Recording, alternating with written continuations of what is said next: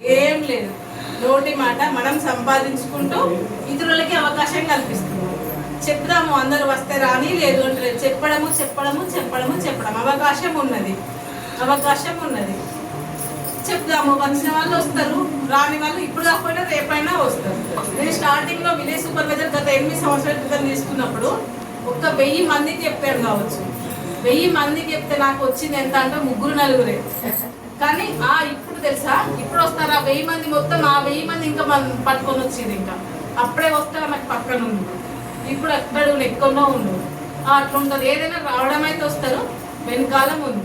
చెప్పడం మన బాధ్యత. మనం ఎవరిని ముంచుతలేము, లక్షలు కట్టమని చెప్తలేము.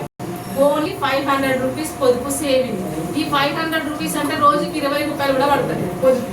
ఇది కూడా 6 నెలల వరకు మాత్రం గ్రూప్ మెంబర్లు పొదుపు చేసిన తర్వాత 7వ నెల వాళ్ళ పొదుపుకి మనము సొసైటీ అమౌంట్ 50 లోన్ ఇవ్వడం జరుగుతుంది. 6 సంవత్సరాలకి గాను వీళ్ళకి 5 లోన్స్ వస్తూ ఉంటాయి. 6 సంవత్సరాలకి ప్రతి నెల 1 రూపాయి పెట్టుకొని లోన్స్ ఇస్తాము గ్రూప్ మెంబర్లకి.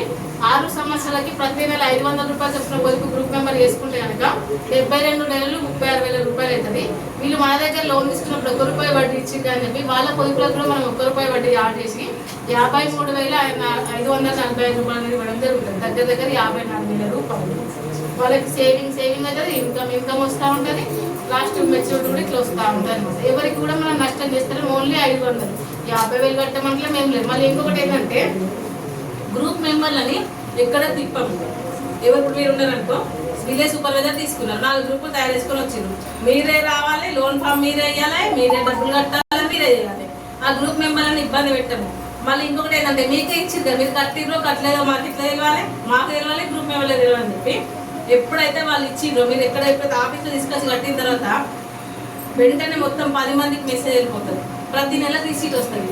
ఆ మెసేజ్ రాకపోయినా రిసీట్ కొంచెం లేట్ అయినా మెసేజ్ రాకపోతే ఏమైంది అని చెప్పి 10 మందికి అడుగుతారు. అడగమంది ఫస్ట్ ఆ గ్రూప్ మెంబర్ తయారైనప్పుడు చెప్తారు. మీకు ఎప్పుడైతే డబ్బులు ఇచ్చిన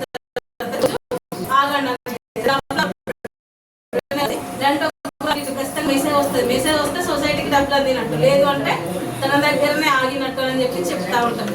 ఆ గ్రూప్ మెంబర్ని కూడా బుక్కులు రాయడానికి డబ్బులు తీసుకోము, మనము లోన్ డబ్బులు తీసుకోము.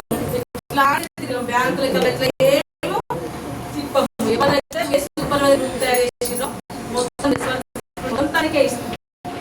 తానే లోన్ తీసుకొచ్చి కట్టాలి, తానే తీసుకుపోయాలకి ఇవ్వాలి, తానే లోన్ కట్టాలి.